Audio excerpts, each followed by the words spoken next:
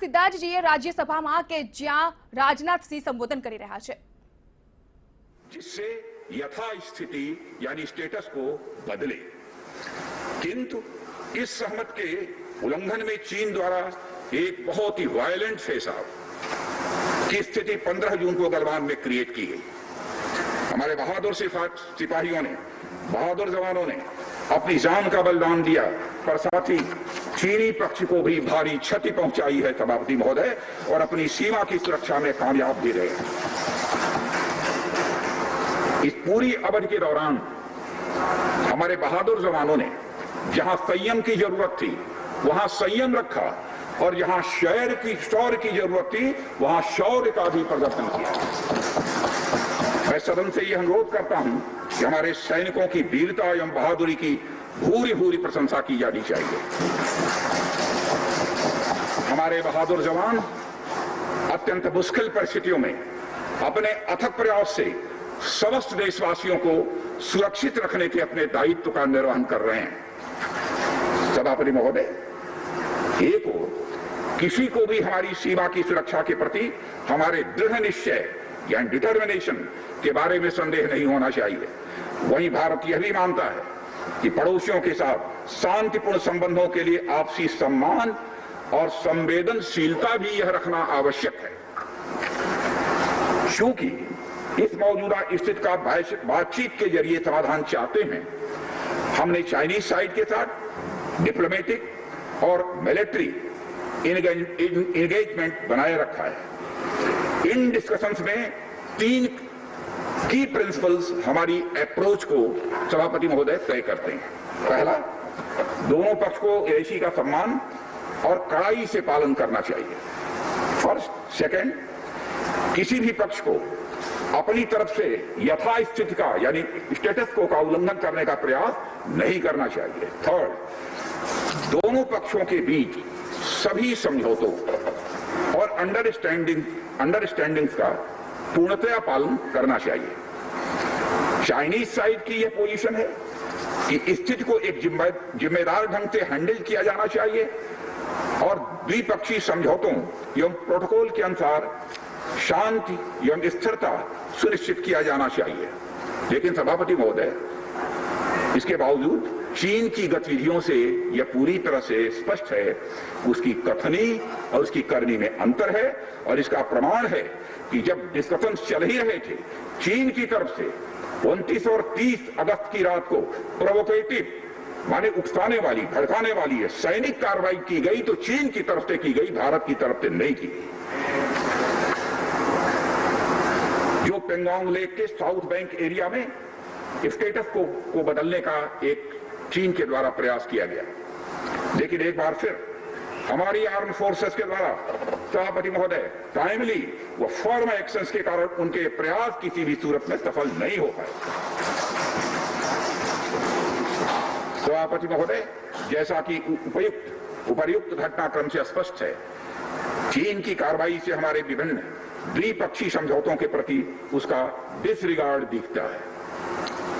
चीन द्वारा ट्रुप्स की भारी मात्रा में तैनाती किया जाना 1993 और 1996 के समझौतों का उल्लंघन है। एलएसी का सम्मान करना और उसका कड़ाई से पालन किया जाना सीमा क्षेत्रों में शांति और सद्भाव का यह आधार है, और इसे 1993 और 1996 के समझौतों में स्पष्ट रूप से स्वीकार भी किया गया है, जबकि हमारी आर्म फोर्सेस इसका पूरी तरह से पालन करती हैं। सभापति महोदय, चाइनीज साइड की ओर से ऐसा नहीं हुआ है। उनकी कार्रवाई के कारण एलएसी के आसपास समय समय पर फेस ऑफ और फ्रिक्शंस पैदा हुए हैं। जैसा कि मैंने पहले भी उल्लेख किया, इन समझौतों में फेस ऑफ की स्थिति से निपटने के लिए विस्तृत प्रोसीजर्स और नॉर्म्स भी निर्धारित हैं। तथापि इस वर्ष हाल की घटनाओं में चाइनीज फोर्सेस का वायलेंट कंडक्ट सभी म्यूचुअली एग्रीड नॉर्म्स का यह पूर्णतया उल्लंघन है।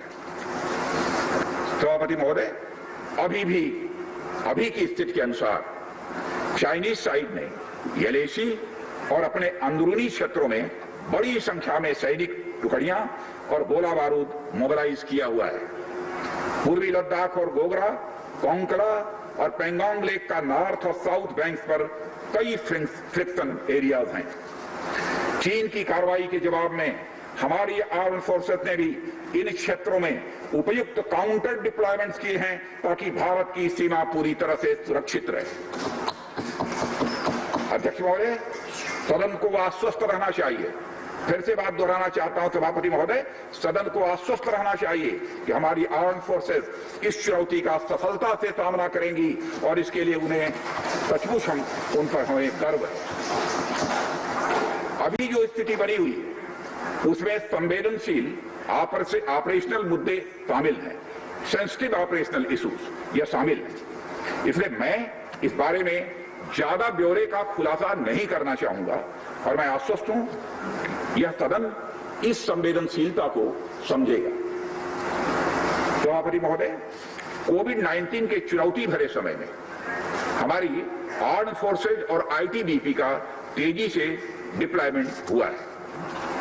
उनके प्रयासों को एप्रिशिएट किए जाने की जरूरत है और यह इसलिए भी संभव हुआ है क्योंकि सरकार ने पिछले कुछ वर्षों में बॉर्डर इंफ्रास्ट्रक्चर के विकास को काफी अहमियत दी है। सदन को जानकारी है कि पिछले कई दशकों में चीन ने बड़े पैमाने पर इंफ्रास्ट्रक्चर एक्टिविटी सीमा पर प्रारंभ की है, जिनसे बॉर्डर एरियाज में उनके डिप्लॉयमेंट की क्षमता भी बढ़ी है। इसके जवाब में हमारी सरकार ने भी बॉर्डर इंफ्रास्ट्रक्चर डेवलपमेंट के लिए बजट को बढ़ाया है, जो पहले से लगभग 2 गुना से अधिक है। इसके फलस्वरूप बॉर्डर एरियाज में काफी रोड्स और ब्रिजेस भी बनाए गए हैं। इससे न केवल लोकल पॉपुलेशन को जरूरी कनेक्टिविटी ही मिली है, बल्कि हमारी आर्म फोर्सेस को बेहतर लॉजिस्टिकल सपोर्ट भी मिला है।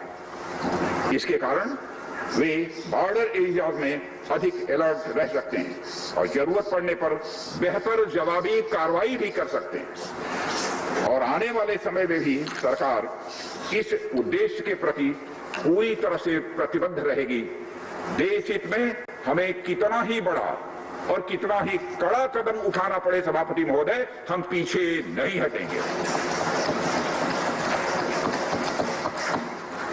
माननीय सभापति महोदय, मैं इस बात पर बल देना चाहूंगा कि भारत हमारे बॉर्डर एरियाज में मौजूदा मुद्दों का हल शांतिपूर्ण बातचीत और विचार विमर्श के जरिए किए जाने के प्रति पूरी तरह से प्रतिबद्ध है। इस उद्देश्य से मैं अपने चाइनीज काउंटर पार्ट से 4 सितंबर को मॉस्को में मिला और उनसे हमारी मौजूदा स्थिति के बारे में व्यापक चर्चा भी हुई है। मैंने स्पष्ट तरीके से हमारी चिंताओं को चीनी पक्ष के सामने रखा है, जो उनकी बड़ी संख्या में ट्रूप्स की तैनाती, आक्रामक रवैया और एक तरफा स्टेटस को बदलने की कोशिश से संबंधित था। इन सब सारे मुद्दों को अपने काउंटर पार्ट के सामने हमने रखा है और मैंने 2 टूक शब्दों में यह स्पष्ट किया कि हम इस मुद्दे को शांतिपूर्ण ढंग से हल करना चाहते हैं और हम चाहते हैं कि चीनी पक्ष हमारे साथ मिलकर काम करे। वहीं हमने यह भी स्पष्ट कर दिया कि हम भारत की एकता, संप्रभुता और अखंडता की रक्षा के लिए पूरी तरह से प्रतिबद्ध हैं। यह भी हमने पूरी तरह से स्पष्ट कर दिया। इसके बाद मेरे सहयोगी विदेश मंत्री श्री जयशंकर जी भी 10 सितंबर को मॉस्को में चाइनीज विदेश मंत्री से मिले। दोनों एक एग्रीमेंट पर पहुंचे सभापति महोदय कि यदि चाइनीज साइड द्वारा सिंसियरली और फेथफुली एग्रीमेंट को इंप्लीमेंट किया जाता है तो कंप्लीट डिसएंगेजमेंट प्राप्त किया जा सकता है और बॉर्डर एरिया में शांति भी स्थापित की जा सकती है। सभापति महोदय, जैसा कि सदस्यों को जानकारी है, बीते समय में भी चीन के साथ हमारे बॉर्डर एरिया में लंबे स्टैंड ऑफ की स्थिति कई बार बनी है, जिसका शांतिपूर्ण तरीके से समाधान भी किया गया था। हालांकि इस वर्ष की स्थिति, चाहे वो ट्रूप्स की स्केल ऑफ इन्वॉल्वमेंट हो या फ्रिक्शन पॉइंट्स की संख्या हो, हम पहले से बहुत अलग हैं। फिर भी हम मौजूदा स्थिति के शांतिपूर्ण समाधान के प्रति पूरी तरह से कमिटेड हैं। अध्यक्ष महोदय, युद्ध की शुरुआत तो हमारे हाथ में होती है, लेकिन उसका अंत नहीं होता है। और मुझे कई बार ताज्जुब होता है कि शांति का यह संदेश जिस धरती से पूरे विश्व को गया है, उस धरती की शांति में विघ्न के द्वारा विघ्न डालने का प्रयास किए जाते हैं। और अध्यक्ष महोदय, सदन के माध्यम से मैं हमारे 130 करोड़ देशवासियों को आश्वस्त करना चाहता हूं कि हम देश का मस्तक झुकने नहीं देंगे, न ही हम किसी का मस्तक झुकाना चाहते हैं। इस राष्ट्र के प्रति, इसकी सुरक्षा के प्रति हम पूरी तरह से दृढ़ संकल्प हैं।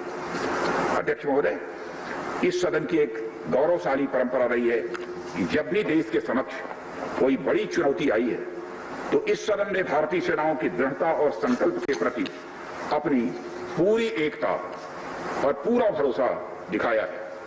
साथ ही सीमा क्षेत्र में तैनात अपने बहादुर सेना के जवानों के शौर्य, पराक्रम और सीमा की सुरक्षा के प्रति उनकी प्रतिबद्धता पर इस सदन ने पूरा विश्वास भी व्यक्त किया।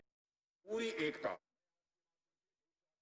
રાજ્યસભામાં રક્ષા પ્રધાન રાજનાથ સિંહે ચીનની જે સરહદીય વિવાદ ચાલી રહ્યો છે તેને લઈને તેઓએ સ્પષ્ટ શબ્દોમાં ચીનને ચેતવણી આપીને કહ્યું છે કે બંને દેશો વચ્ચેનો આ જે સરહદીય વિવાદ છે એ શાંતિપૂર્ણ માહોલમાં સમાપ્તિ લાવે તે દિશામાં ભારત કામ કરી રહ્યું છે। ભારતીય સૈનિકો છે કે જેઓ સંયમ જાળવીને તેઓ કામ કરી રહ્યા છે અને જ્યારે પણ કોઈ અઘટિત ઘટના થાય છે, ફાયરિંગ જેવી ઘટના અસ્તિત્વમાં આવે છે, ત્યારે ભારતીય જઈને નહીં પરંતુ ચીનના જે જવાનો છે તેમના તરફથી આ કાર્યવાહી કરવામાં આવતી હોય છે, એટલે કે પહેલ ચીન તરફ કરવામાં આવતી હોય છે। એટલે કે ચીનની કથની અને કરણીમાં ખૂબ જ ફરક છે, ખૂબ જ તફાવત છે તેવું રાજનાથ સિંહે સદનમાં જણાવ્યું છે।